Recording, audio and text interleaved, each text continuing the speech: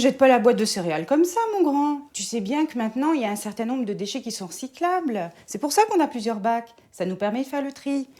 La boîte de céréales, le carton, il est recyclable. Alors que le film, il n'est pas recyclable, lui. Donc tu mets le carton dans la boîte de collecte sélective et le film plastique avec les ordures ménagères. D'accord, mais c'est compliqué tout ça. Non, pas forcément. Je pense qu'il faut prendre le temps de se pencher sur la question. C'est notre responsabilité de citoyen. Bon, tu as fini ? Oui, oui. Allez, file. Tu vas être en retard à l'école.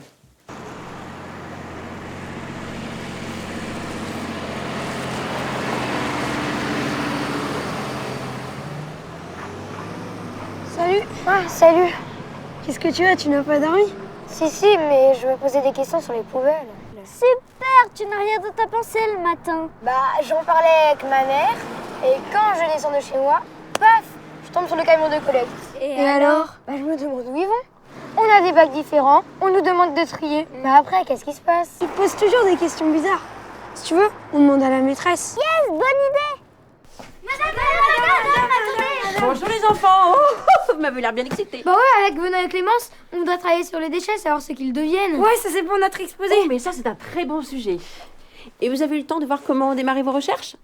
Non, pas du tout. Eh bien je pense qu'il va falloir d'abord chercher qui est en charge de la collecte et du traitement des déchets. On pourra trouver ça sur Internet. Oui, bien sûr, vous allez commencer par ça d'ailleurs. Puis on fera un petit point après, ok? Allez, maintenant en classe. Qu'est-ce que c'est ça, Citru? Je sais pas, va voir. Syndicat intercommunal pour le traitement des résidus urbains. Chouette, entre sur le site. Cool, c'est génial. Il y a plein d'informations sur le site. Je savais pas qu'il y avait autant de types de déchets à traiter. Alors, les enfants, vous trouvez quelque chose? Oui, il y a une adresse mail contact@citru.fr et un numéro de téléphone. Ben, vous n'avez qu'à appeler. Je m'en occupe.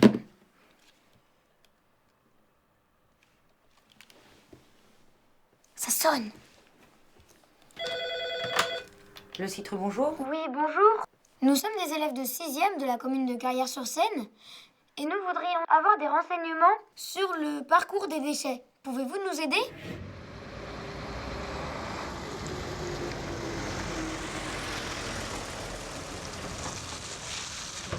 Bonjour. Je suis Cathy, la chargée de communication du Citru. Et vous devez être Clémence, Benoît et Jules. On est très contents de faire votre connaissance, comme ça on pourra parler à nos parents comment on trie les déchets, parce que c'est pas simple pour tout le monde. Vous avez l'air bien motivés. On va commencer peut-être par répondre à quelques questions sur les déchets, savoir ce que c'est et comment ça fonctionne. Le Citru traite les déchets de 12 communes, soit une population de plus de 300 000 habitants, qui produisent chacun plus de 470 kilos de déchets par an. Ce qui nous réunit aujourd'hui, ça va être surtout de savoir ce que vont devenir ces déchets. Vous savez qu'il y a plusieurs types de déchets? Est-ce que vous savez pourquoi on vous demande de les séparer? Pourquoi on vous demande de trier finalement? Pour recycler? Oui, mais encore. Parce que tous les camions ne vont pas au même endroit. Et pourquoi ils vont pas au même endroit? Eh bien parce qu'ils vont être traités différemment. Il y a au total 5 flux. Les déchets d'emballage, le verre, les encombrants, les déchets verts et les ordures ménagères résiduelles. Maintenant, voyons voir ce que vont devenir ces déchets. Où vont partir les camions une fois qu'ils ont ramassé les poubelles? Commençons par les emballages recyclables. Alors à votre avis, est-ce que le procédé de recyclage va être le même pour le carton, le papier, le plastique et le métal? Non. Alors qu'est-ce qu'il va falloir faire? Il va falloir les séparer. Exactement, et ça va se faire dans un centre de tri. Alors les enfants, allons voir comment fonctionne le centre de tri et vous comprendrez pourquoi il est si important de ne pas commettre d'erreurs.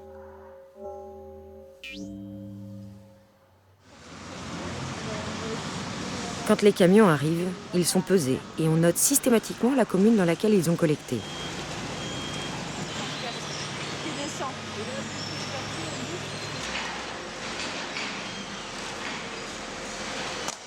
Les camions vidés, les déchets sont acheminés sur la ligne de tri via des tapis roulants. Et regardez, la première chose qui est faite, c'est un tri manuel. On appelle ça la cabine de pré-tri. Logiquement, si on triait correctement, le pré-tri serait plus facile. Mais on voit des tas de choses qui n'ont rien à faire là.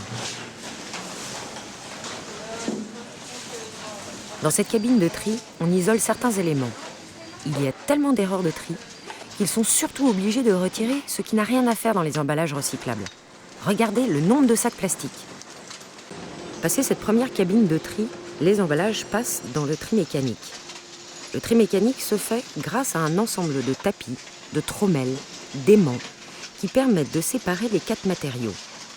Vous verrez que le tri est en fait beaucoup plus précis et qu'il permet de séparer les différents types de plastique, les différents types de métaux, ferreux et non ferreux, et aussi les papiers, en fonction de leur qualité. Voilà un trommel. C'est un grand cylindre dont les parois sont trouées. Il tourne sur lui-même et agit comme un tamis. Il permet, en fonction de la taille des trous, de trier les corps plats, les cartons, papier et les corps creux. Il permet aussi de séparer tout ce qui est trop petit. La séparation des emballages métalliques se fait par différents procédés. Il y a de grands aimants, appelés overbands, pour les métaux ferreux, et ce qu'on appelle des courants de Foucault pour séparer l'aluminium. Avant les cabines de tri manuelles qui arrivent à la fin, il y a aussi une machine très particulière qui permet de séparer les bouteilles en plastique.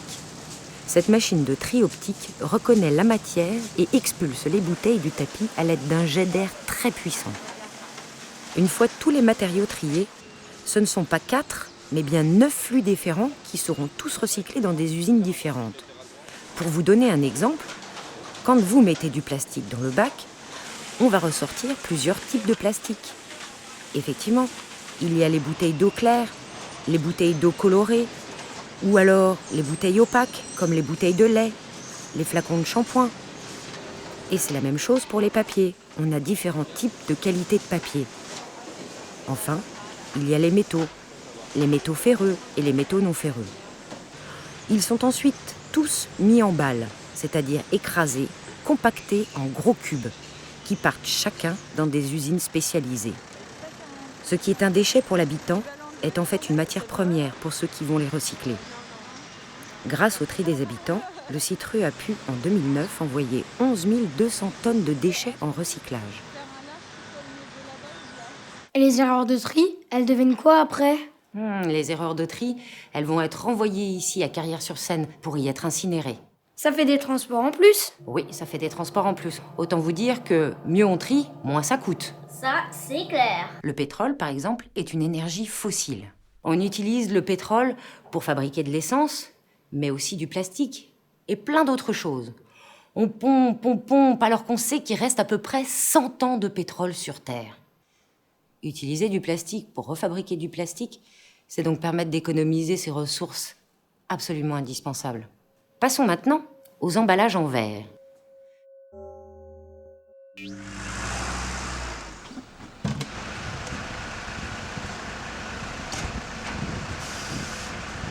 Une fois que le camion a ramassé le verre, il vient directement sur l'aire de transit du verre qui se trouve derrière l'usine.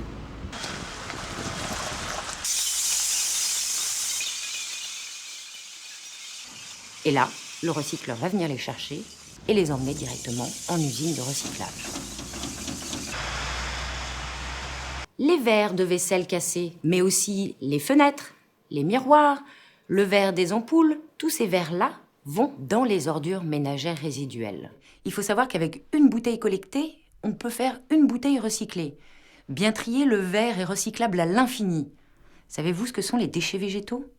Ce sont les déchets du jardin ? Oui, les arbres de tonte, les branchages d'élégages et tout ce qui est feuilles et plantes mortes. Une fois qu'ils sont ramassés, ils sont emmenés directement sur la plateforme de compostage.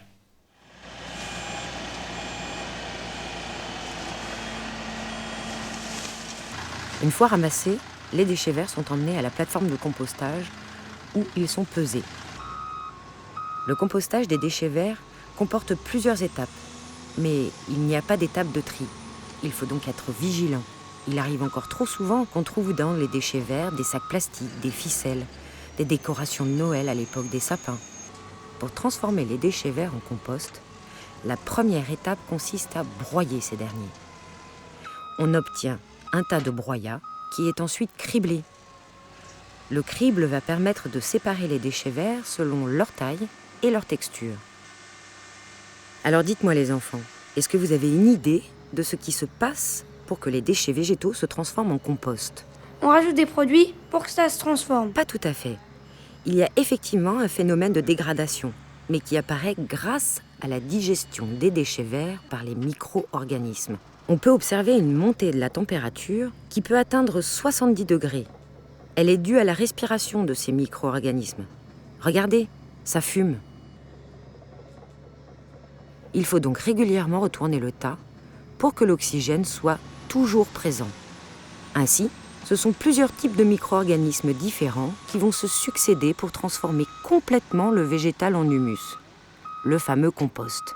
C'est super clair pour moi. Cool! On va pouvoir passer au centre de traitement suivant alors. Il nous reste les encombrants et les ordures ménagères résiduelles. Commençons par les encombrants. Les encombrants, ce sont les gros trucs qu'il y a sur le trottoir alors? Oui, c'est ce qui est encombrant, quoi. C'est ça. Et les encombrants, une fois qu'ils sont ramassés par le camion de collecte, sont emmenés directement au centre de tri des encombrants. Les déchets encombrants, une fois déchargés, sont triés une première fois au grappin. 3 possibilités existent pour la valorisation ou l'élimination des déchets encombrants. Tout d'abord, le recyclage, qui concerne des matériaux tels que le bois et les ferrailles. Ces 2 matériaux sont séparés du reste des encombrants à l'aide d'une chaîne de tri à la fois mécanique et manuelle. Les ferrailles récupérées, grâce à un gros aimant, l'overband, partent directement chez les recycleurs. Le bois, lui, va être préparé, broyé, déferraillé. Le reste des déchets encombrants est envoyé soit à l'usine d'incinération, soit en centre d'enfouissement. Les encombrants sont encore mal valorisés, alors qu'il existe d'autres possibilités. Il est absolument indispensable que les habitants apprennent à mettre les déchets encombrants dans les bonnes filières, qui leur permettront d'avoir une seconde vie ou une meilleure valorisation. Voyons juste 2 exemples de déchets encombrants qui peuvent être valorisés facilement s'ils sont mis au bon endroit par les habitants. Les D3E. Ce sont les déchets d'équipements électriques ou électroniques, c'est-à-dire tout ce qui se branche ou fonctionne avec des piles ou des batteries. Eh bien, on trouve encore trop souvent ces D3E sur le trottoir, avec les encombrants. Si c'est le cas, ils ne seront pas valorisés et finiront enfouis, alors qu'il existe d'autres manières de les éliminer. Ils peuvent être démantelés, dépollués, et les matériaux sont recyclés. On peut aussi parler des meubles et objets qui sont encore en bon état et dont les gens se débarrassent pour X raisons.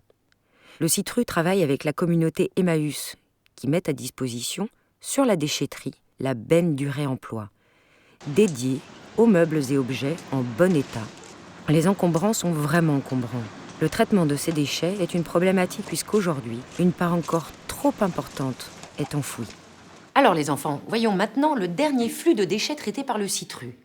On appelle ça les OMR, les ordures ménagères résiduelles. Ça reste la plus grande quantité de déchets produite par les habitants, avec près de 300 kilos par an. Mais dites-moi, à votre avis, où est-ce qu'ils sont traités ces déchets ? Dans l'usine d'incinération. Exact, dans l'usine d'incinération. L'usine appartient au Citru et elle est exploitée par Novergie, une entreprise spécialisée dans ce métier. Les camions arrivent après avoir collecté et sont pesés une première fois à l'entrée de l'usine sur un pont bascule. Ils passent leur badge permettant de savoir de quelle commune ils viennent. On voit ici des capteurs disposés à l'entrée permettant de détecter d'éventuels éléments radioactifs. Ils viennent ensuite décharger leur contenu dans l'une des 2 fosses, puis sont pesés à nouveau à la sortie. Ici, nous sommes dans la salle de commande. C'est en quelque sorte le cœur de l'usine. D'ici, on peut gérer l'ensemble de la chaîne d'incinération ainsi que le traitement des fumées. Il y a 2 fosses où sont déchargés les camions. Et il y a 2 fours sur l'usine. Chaque four possède sa propre ligne d'incinération. Vous voyez, de chaque côté, les fosses. À travers ces vitres pare-feu très épaisses. Et là, ce sont les postes de commande des grappins. Lorsque le grappin est rempli, il part se vider dans la trémie. C'est une sorte d'entonnoir qui descend jusqu'au four. En bas de la trémie, il y a un poussoir qui pousse les déchets dans le four. Chaque grappin peut déposer dans le four jusqu'à 850 kg de déchets. Chaque déchet reste environ 1h30 dans le four. Et chaque four peut brûler environ 8 tonnes de déchets par heure. Au total, l'usine peut incinérer jusqu'à 123 000 tonnes de déchets par an. Ici, les fours oscillent entre 950 et 1200 degrés. Autant vous dire que ça chauffe.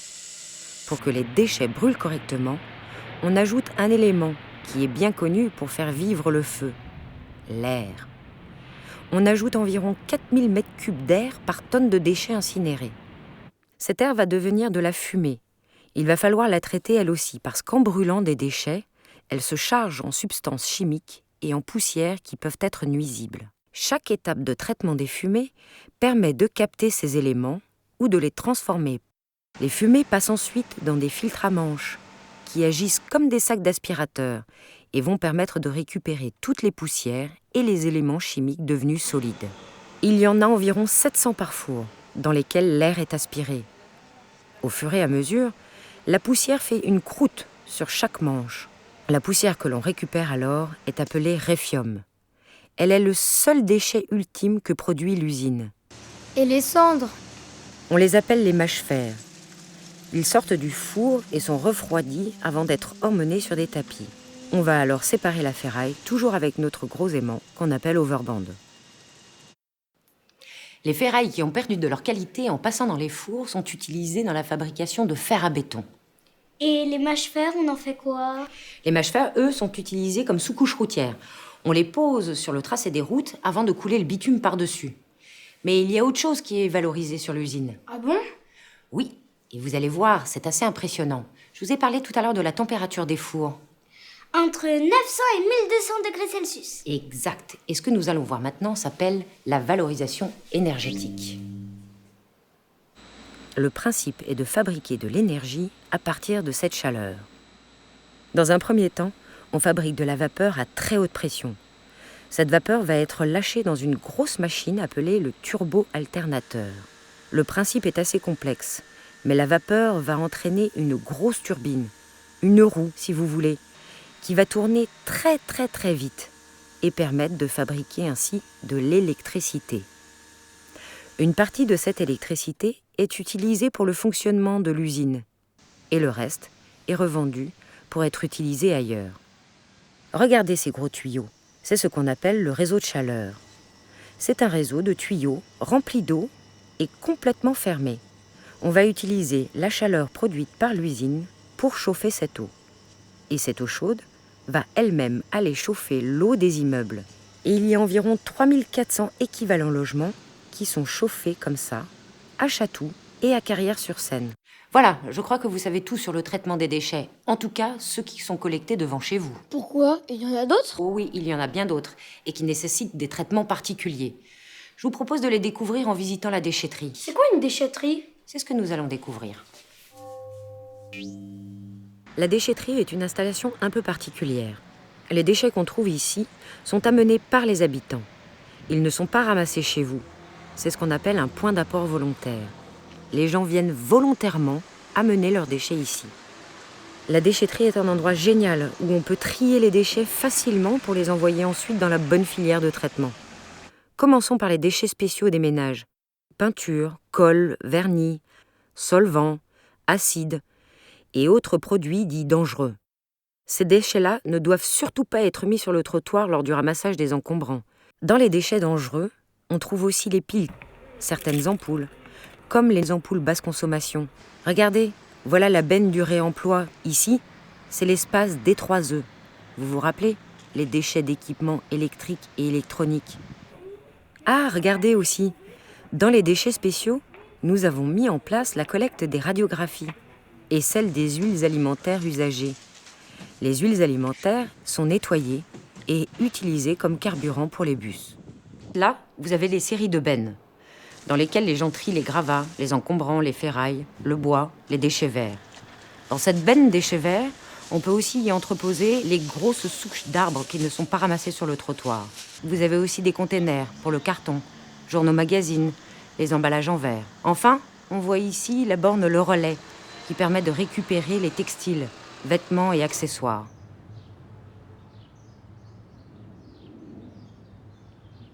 Voilà les petits bouts, on a fait le tour des déchets et de leur traitement.